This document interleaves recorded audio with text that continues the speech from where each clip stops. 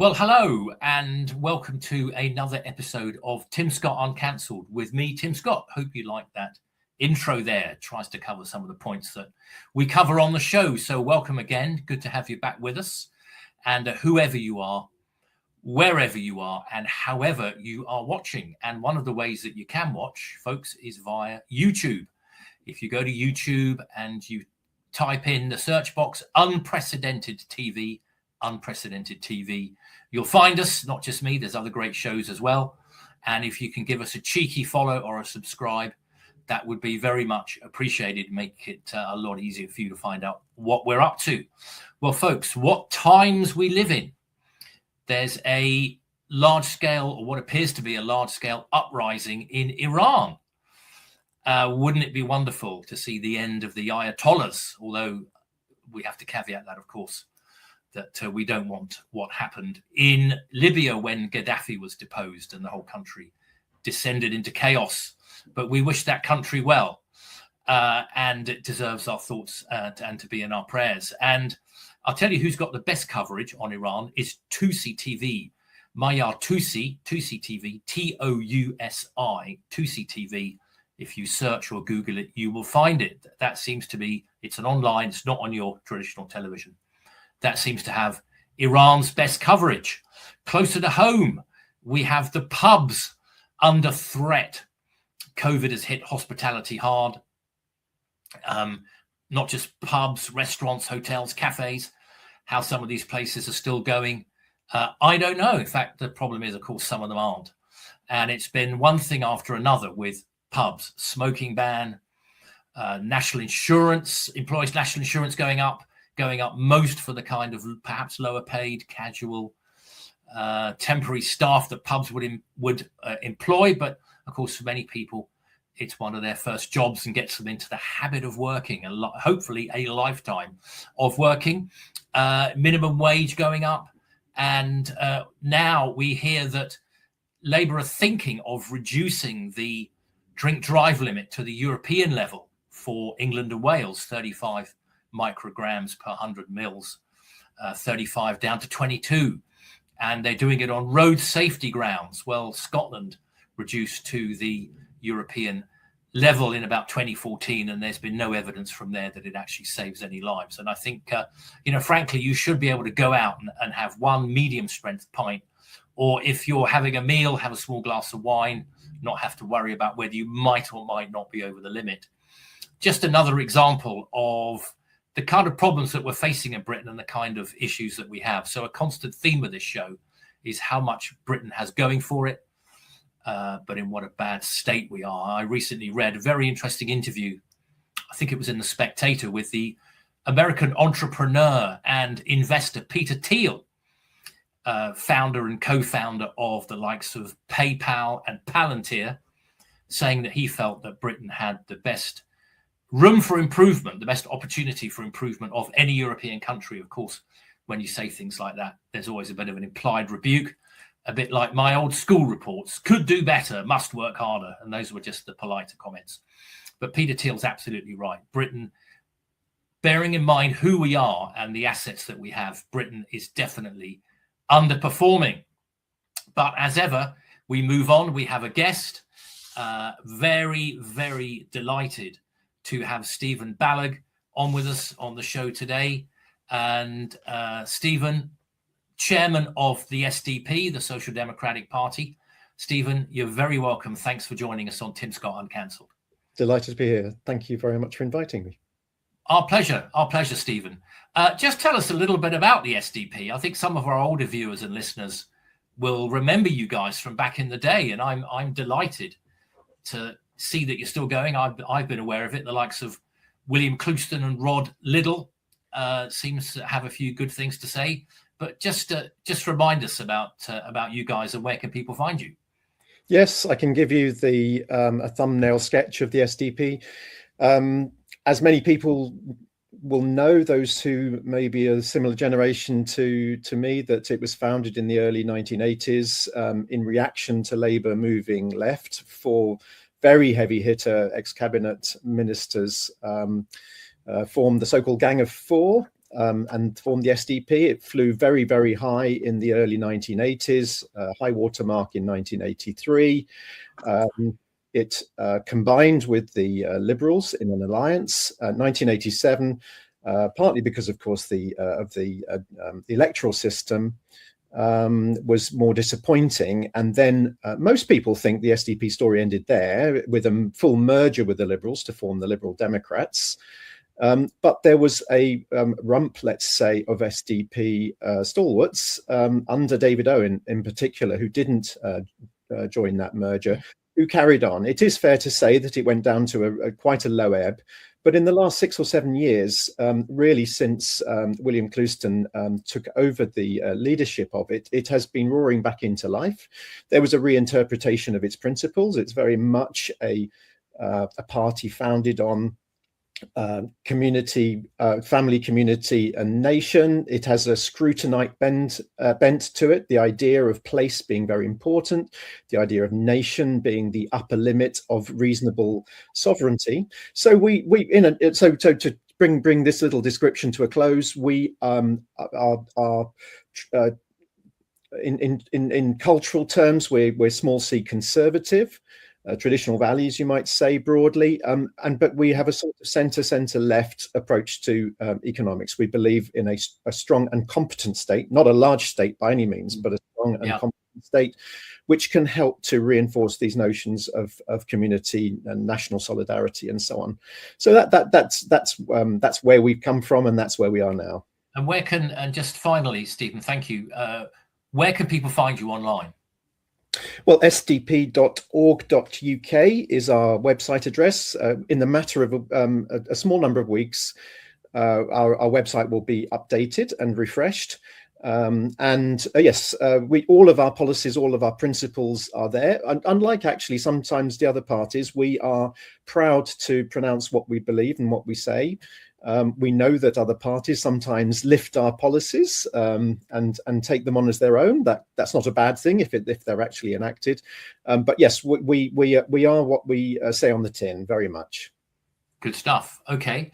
Thank you for that, folks. So yes, sdp.org.uk, and great to have Stephen Balogh, their national chair, on the show. Okay, so we've got, as ever, we've got some good stories for you today, on the show regularly, and we look into the newspapers. We look beyond the front page, and behind the front page. We go out and buy the newspapers, get the papers, so you don't have to. So let's have our first story, and this one is been a bit in the news lately. Be interested to hear what Stephen has to say on our first story here, which is to do with the BBC. This is from The Guardian.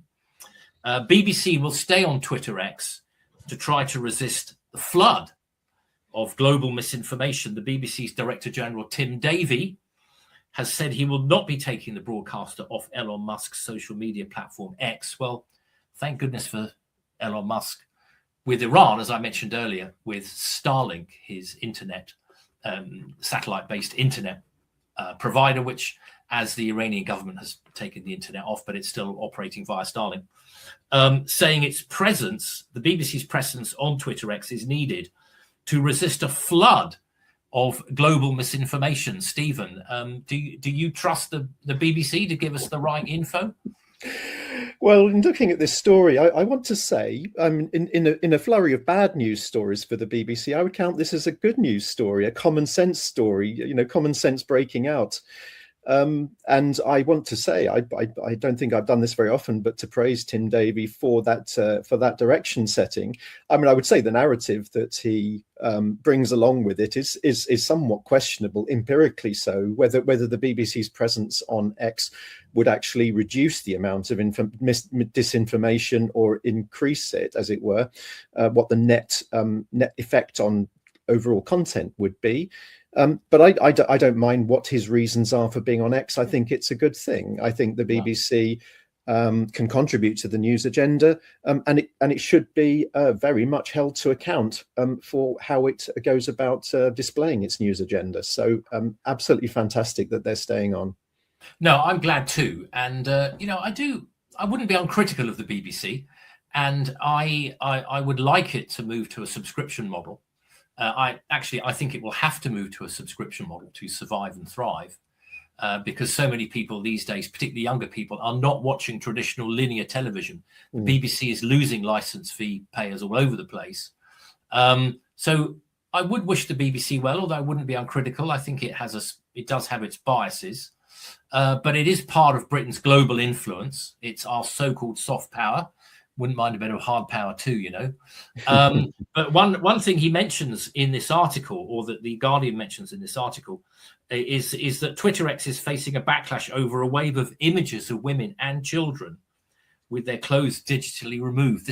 I have to say, I am quite active on Twitter X. This to me sounds as dodgy as anything. You can get. It doesn't sound to me a particularly good thing. I mean, there is a sort of bikini there, I believe. It's not completely nude, but you can take the image of a woman and then sort of press a button, and suddenly she's wearing only a bikini. I mean, that to me doesn't seem a particularly not a nice thing to offer or to take part in. And for goodness sake, I hope he takes it down before Labour use it as an excuse to ban the platform. Stephen, do you think Labour are trying to squeeze social media and recreate it in their image? Well, I think there's a lot in that story to unpack, isn't there? Yeah. I remember, almost decades ago, the internet. Those who, as it were, invented the internet wanted it to be used for educational purposes and transparency and propagation, and people stuck cat videos on it. That was the running joke, that the entire power of the internet was about cat videos. I mean, this is altogether more sinister. Obviously, this is part of the ongoing challenge of new technology enabling purveyors of pornography and so on. And X, like all platforms, has a battle on its hands. I think the argument is that the new Grok AI, apparently being a little bit more liberal and a bit more permissive, allows more content to be generated. So obviously there's a rebalancing that's very much needed. We can't, I think, trust, as it were, ordinary users of X without some due restrictions for the sake of others, if not the users themselves. So I think it's really important. I do read that Grok is very quickly getting to grips with it. It's putting in stronger filters and so on, and that's very important. But at the same time, I really would take issue with the UK government and others using it as a reason to try to ban X entirely. That's the substance of recent news stories, and I do think it is in the end, it's an excuse to try and cause trouble for what is a very, very commendable free speech platform that so many people rely on these days. 10 to 12% of the UK population rely on it for their news consumption. So that's a sizable number, and it is growing. So I whilst noting and agreeing with your point, Tim, that these things very much do need to be controlled, they mustn't be used as a reason for ultimate censorship. No, quite right too. And I think that there's that wider concern that we can go into another time about free speech being squeezed more widely. Okay, thank you. Let's go on to the next story. So that story was from the Guardian. This story is from the Daily Mail. And this is an ironic story about fossil fuel, about Ed Miliband and fossil fuel use.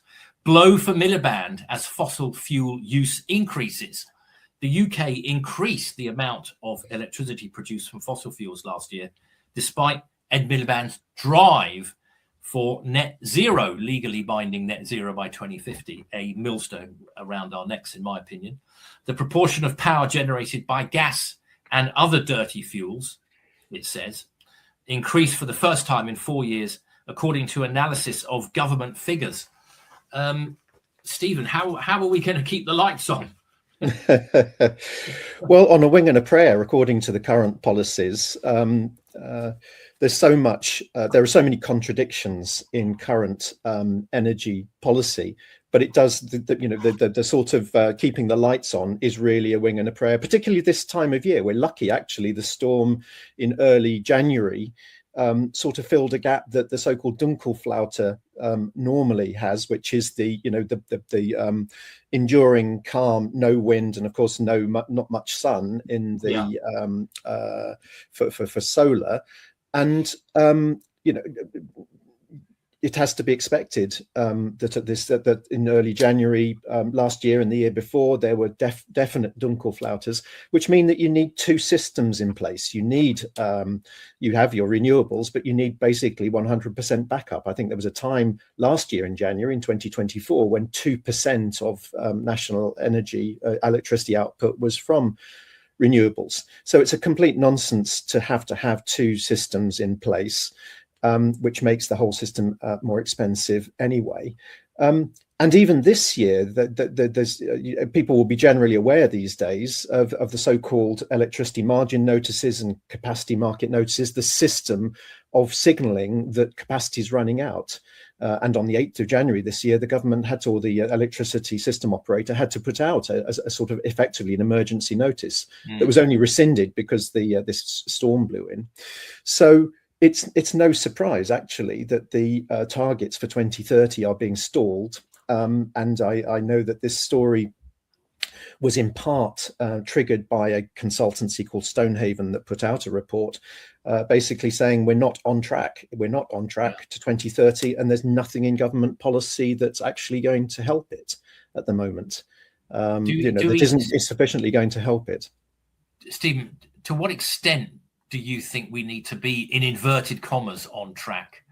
I mean, does the evidence on climate change and global warming justify the huge cost, do you think, of legally binding net zero by 2050?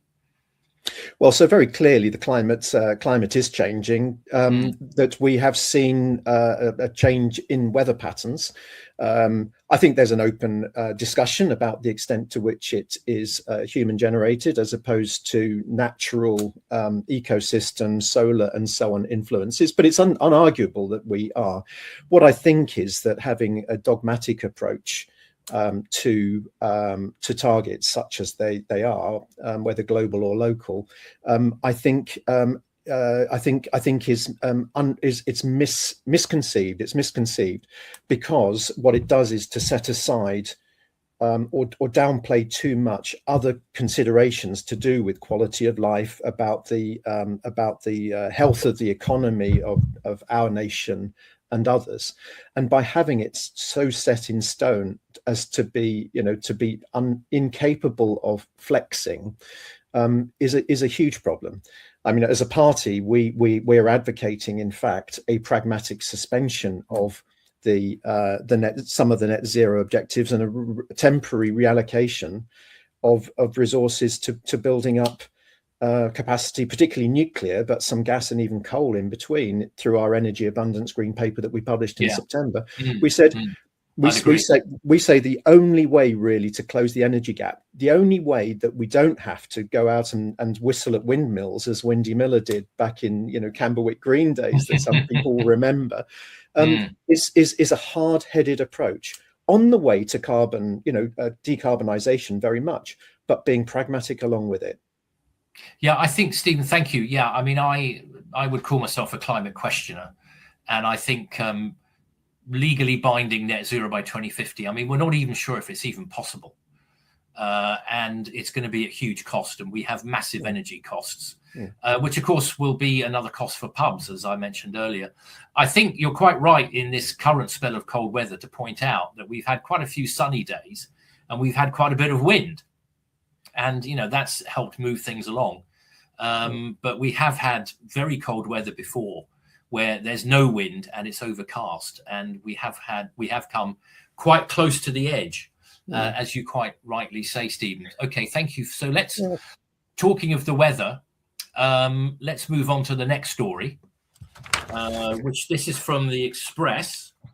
And I don't know how many kids are getting a day off school today or this week. What's happened to snow being one of life's great joys? There's been a lot of snow recently and more snow forecast for the next week as well. Stay indoors, danger to life, transport chaos. As storms sweep across the UK, the usual panic about a slight drop in temperature sends the country into paroxysms. I think that's a posh way of saying difficulty. I'm reminded of a time when waking up to a soft blanket of snow was considered one of life's great joys, James Innes-Smith writes in The Express. A time when children built snowmen whilst their parents looked on. I'm thinking of the snowman, the snowman, walking in the air, that wonderful cartoon and song. As drab neighborhoods were suddenly transformed into powdery paradises. There's a lot of alliteration in that article, isn't there? All the P's. Yes. All the P's there, Stephen. Can we cope with a bit of snow, Stephen? What do you think? So, well, we should be able to. I've worked in Canada in my time in Toronto, and there was a time when it was -26, -28, and the roads were clear, the traffic was moving, the subways were working. Absolutely enviable. The Canadians manage more extreme environments than we do. Britain has traditionally, I think, had a slightly patchy reputation. The snow always seems to catch us, or dealing with the snow seems to catch us by surprise. I'm slightly ambivalent. My wife loves the snow. She has that the sort of snowy-eyed view, as it were, from childhood of snow days and school being off and so on. Maybe I'm a bit too hard-headed and pragmatic. Snow is a menace. It can be a menace to human life through accidents and through sheer cold and inaccessibility. So they're not in the end great conditions. But I don't want to take away from the fact that there is something beautiful about a snowy landscape. There is. And I was, like so many people, I saw that tweet from Dale Vince just before Christmas, the sort of bar humbug tweet about get used to having no snow anymore at Christmas. Yes, that'll learn them. And I have a feeling this is nature's way of getting back at him by giving us an abundance of snow, at least during Christmas tide, let's say, if not on Christmas Day. Yeah, they were the doomsters, Al Gore and Inconvenient Truth. Telling us, we'd never see snow again. Yes. So it's it's an interesting one. I mean, I had great pleasure in breaking open the ski box or the ski gear box the other day and getting out my long johns. In fact, we went to see the local football team round here, Division 1, and it was a icy afternoon. Of course, we were sitting there for the whole game. I did have my long johns on and my ski gloves, but we don't seem to be able to cope, Stephen. We have a temperate climate, so we're told, due to the Gulf Stream. We just don't get snow that often, do we? I guess in Canada they're used to it. Would that be right? Well, yes, I think so in the end, and there it is one of the sort of traditional British complaints, isn't it? A flake of snow and the whole country stops. In our area of West London, we had several black ice days. We're on the north side of a hill in West London, in Ealing. And a few years ago, they took away all of the grit bins because of probably an economy measure, but their excuse, their reason was that the sand was being stolen too often. Who knows? But what it means is that parts of our area, which never get gritted, we're not on a main track, were extremely icy, and there were several quite bad accidents. So whether that, I wouldn't say that's incompetence of the local council, but it's a consequence of decisions made, that there wasn't even the possibility of self-help to keep the roads free for the number of pensioners that there are in the area, and they were effectively housebound for a few days. Yeah, well, I think there's more snow forecast and more cold weather and high winds forecast. Okay, well, let's move on. And before, just one thing it does do, I think, is bring out neighborliness. It's a very, there's an upside. In our area, we have a very buzzy WhatsApp group, which is for situations like this, unusual situations, and we all look out for each other. We say, is anyone stuck at home? How can we help?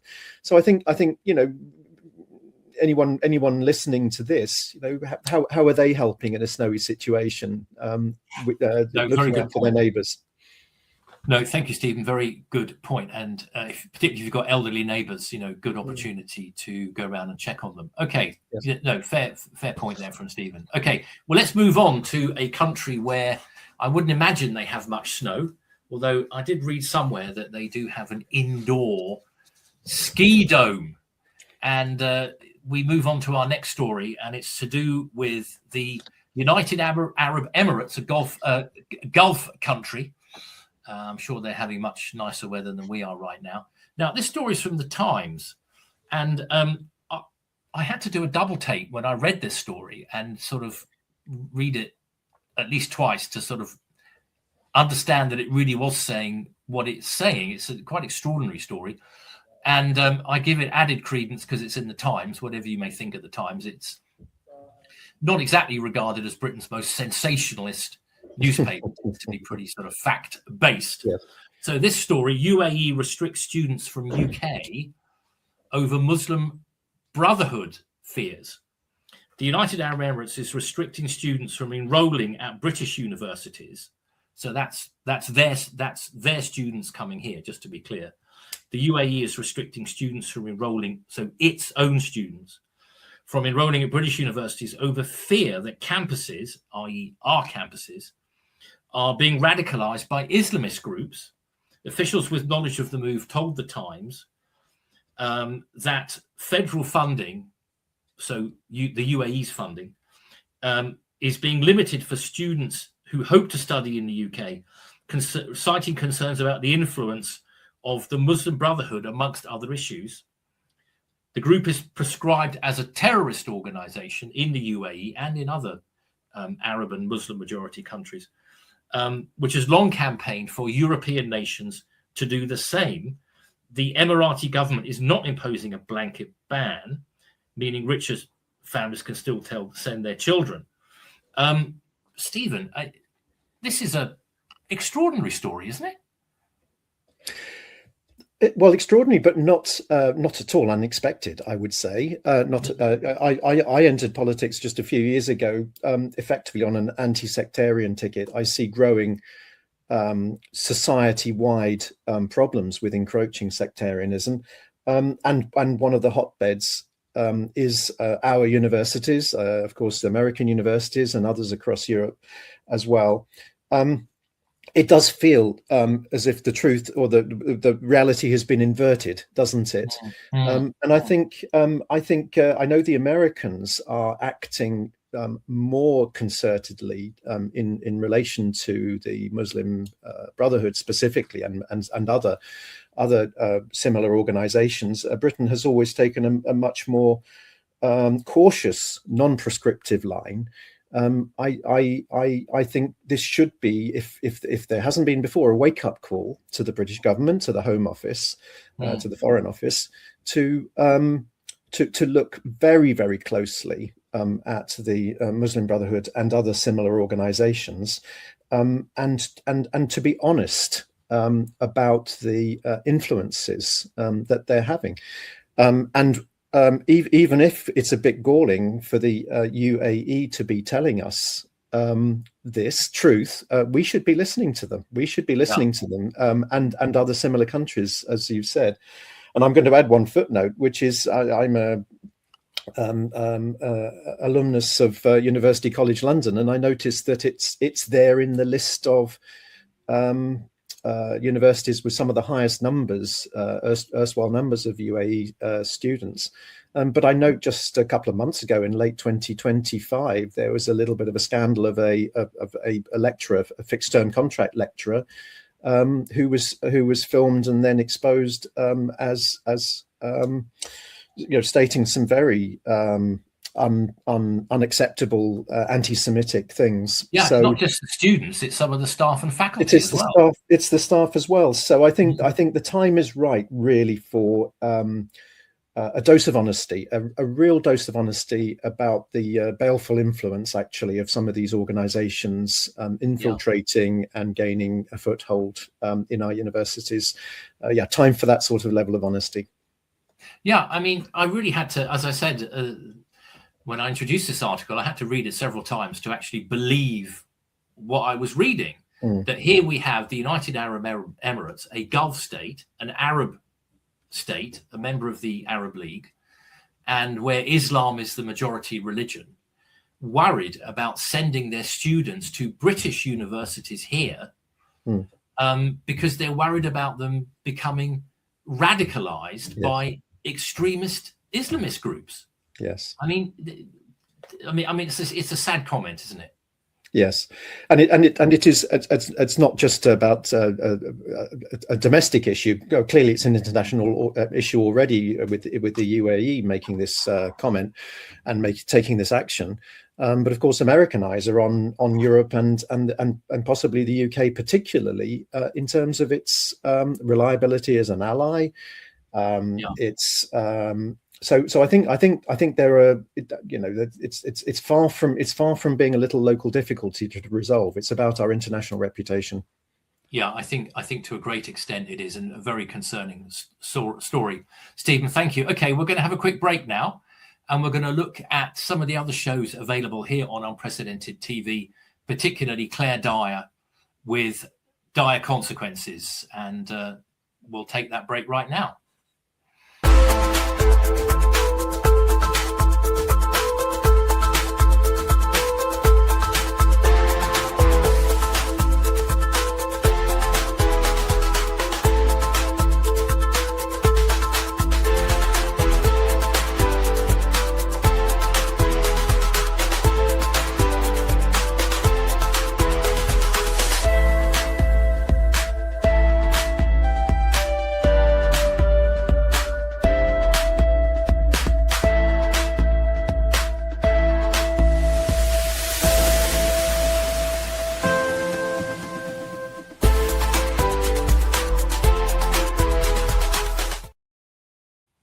Thank you, studio. Okay, so that's Claire Dyer with Dire Consequences. Okay, last two stories, and as ever, we try and put a slightly humorous one or a slightly light-hearted one in as the last story. So our penultimate, second to last story, this is from the Mirror, and it's to do with the upcoming elections in May, those that are left that haven't been cancelled. And Scottish Labour leader Anna Sarwar is saying Keir should stay away to help Scottish Labour win. Labour's leader in Scotland yesterday insisted he can still win, but is not in denial about how unpopular the UK government is.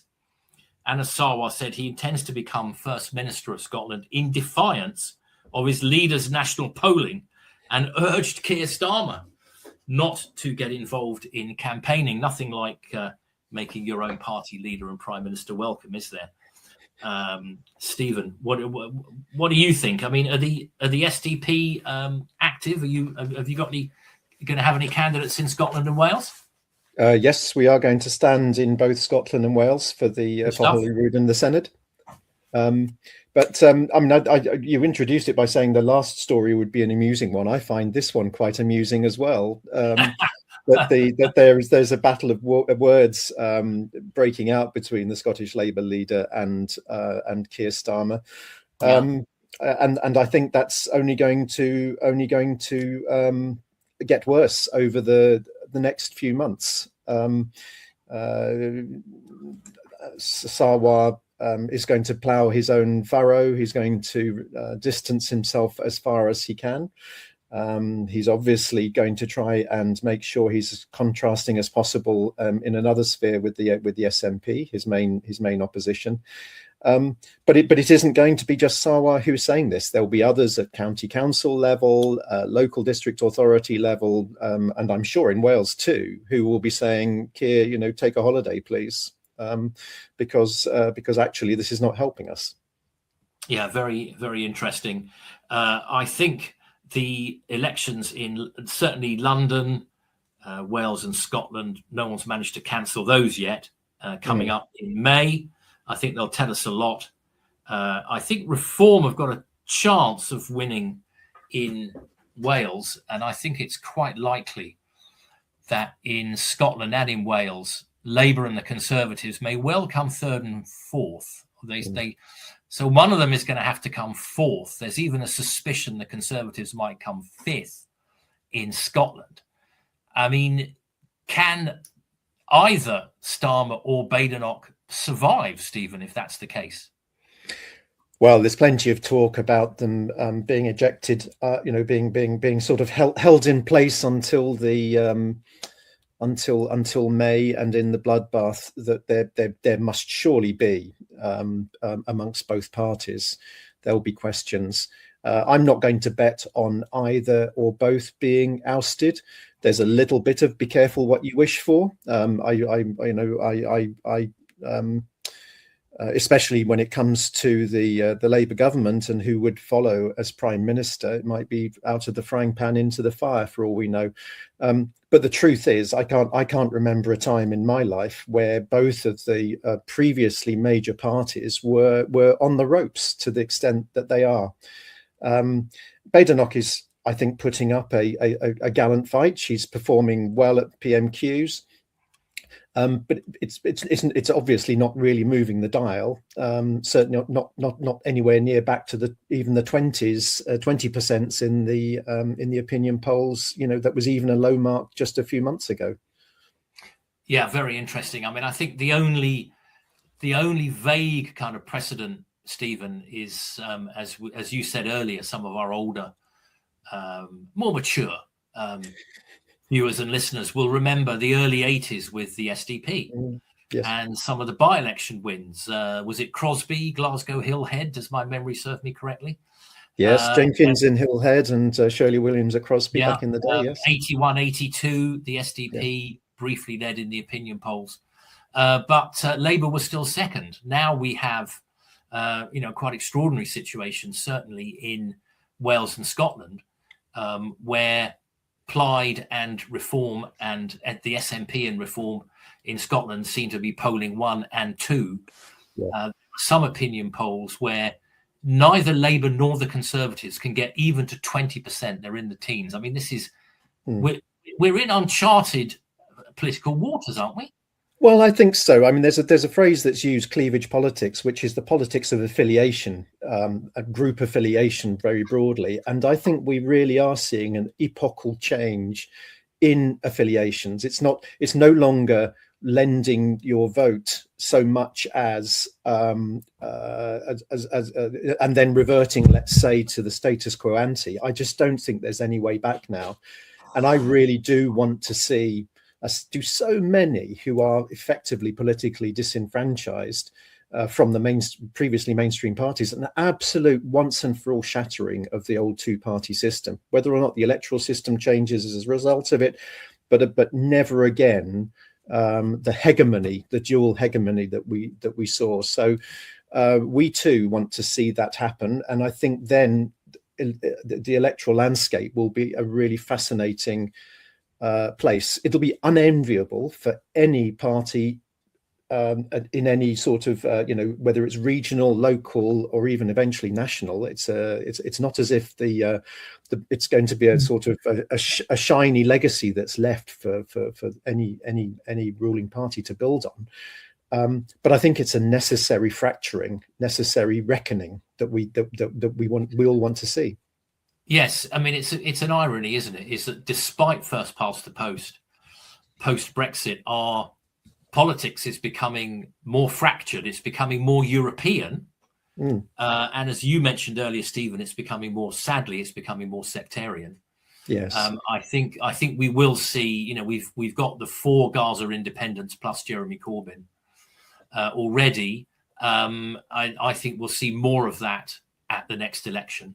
Yes. I do worry we're going in a bit of a Northern Ireland kind of direction, but we're in unprecedented times. We really are. I think people will not miss the old Punch and Judy show of Labour and the Conservatives. Yes, and one thing I would add, I did a visiting fellowship at a Hungarian university recently, an English-speaking one, fortunately, even though I'm ethnically Hungarian and I'm not fully bilingual. About the state of democracy, and one of the things I'm encouraged by is it were political party formation within the democratic sphere, and I think that's a sign that actually democracy is in rude health. it's the, if there's any sign that the institutions of this country are trying to find ways of banning some of these political parties, or reducing airtime, or in some other ways disadvantaging them, that would be a very, very bad thing. But I think political party formation and a sort of general churn in this era is a really healthy sign. And it just means that Labour and the Conservatives have to put up a fair fight rather than relying on effectively oligopoly status. Yes, where one is the government, the other is always the opposition. Yes, that's been a cozy arrangement for too long. Yes, between the two front benches. Sorry, yes, I don't want to cut across you, but the Gilbert and Sullivan song that some people may remember back in that day, in the late Victorian era, it was, every child is born a conservative or a liberal. I can't remember the line exactly. Of course, yes. Labour took over from the Liberals. Every child born alive is either a conservative or a yes. There we are. So whichever musical it came from. Yes, I can't remember. HMS Pinnacle, I can't remember, but whichever it was, we want to put that to bed, and we do. There should no longer be a sense in which anyone's vote is owned by any political party for any reason whatsoever. They have to earn it. And I think it's, the rise of Reform and Farage is, absolutely fascinating. I was quite involved with UKIP back in the day. It's interesting. If you look at, I'm a sort of boring git who watches Prime Minister's Question Times most weeks. You can see at PMQs how Labour and Starmer are regarding Farage as the de facto, the way that they skew their questions to have a pop at him. The contempt with which Starmer obviously regards Badenoch, they are now regarding Farage as the de facto leader of the opposition. And I mean, I think it's now probably 80% plus that after the next election, I think Reform will either be the government, or they'll be in government in some guise, or they will be the opposition. I think it's quite possible, even if they don't win outright, that they'll win more seats than the Tories. The next election is going to be absolutely fascinating. Do you think? Well, for sure. I think it's a very, very, I mean, every week things are changing, so it's a very long time between now and 2029 if this Labour government, supposedly impregnable with its majority as it is, actually makes it that far. But there's still a lot of time. But I think it would take a very strange set of circumstances for something like that not to arise. And if it does mean a shattering once and for all of the two-party system, so much the better. Yeah, good stuff. Okay, thank you for your input there, Stephen. Okay, so folks, thanks for bearing with. We come to our final story. We always try and make it a slightly humorous. This is from The Sun. Put 1 billion adults on jabs. Doctors' global fat call. 1 billion people, that's 1 person in 8 roughly on the planet, should be put on weight loss jabs to tackle the global obesity crisis, doctors have suggested. 1 in 4 adults would benefit from the treatment, they say. Flab is now a bigger threat than famine for the first time, as UNICEF, the UN agency, last year confirmed more children are overweight than underweight, and the number of obese people topped 1 billion in 2024 and is set to double by 2050. Analysts from the Boston hospital suggest 27% of adults are already fat enough to be eligible for jabs. And that's not just in the USA and the UK. That is worldwide, Stephen. Can you see 1 billion of us on the weight loss jabs?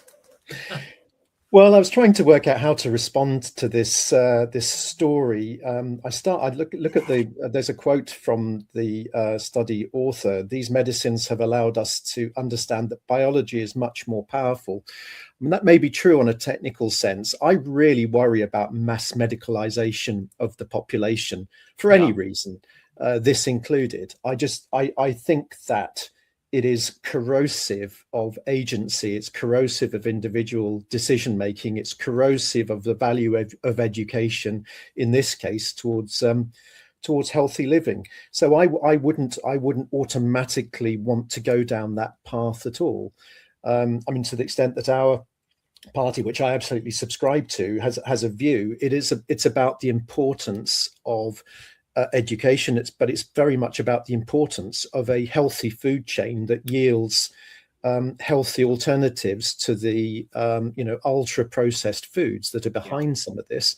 The curtailing in some cases of the monopoly or oligopoly power of supply into the food processing markets and retail and so on. So I would tend to approach it from that angle. We need to look back at what the sort of food that arrives on people's plates, and equipping people to make healthier decisions. I mean, that might sound a little bit patronizing, a little bit nanny state-ish, but I don't think yielding to mass injections is the right way forward. I just don't think it is, for the reasons I've offered. I'd sort of broadly agree there, Stephen. I think people go for the jabs because it's quick and easy. As I understand it, they're not available on the NHS. You have to subscribe privately, and apparently you can see a doctor online, for which of course you pay for the privilege, and he or she will then very happily issue you a prescription, in return for their fee. And there's no long-term, what long-term studies are there about the effects of being on these jabs? And I gather if you come off them, you put the weight back on pretty quickly. There's that's not Mr. Creosote, is it?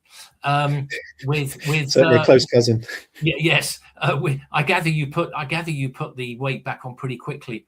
And so I'd have some concerns. I mean, you can't ban this kind of thing. That's a bit too much. But no doubt the next step will be demands for them to be available free or taxpayer funded, as I prefer to say, on the NHS.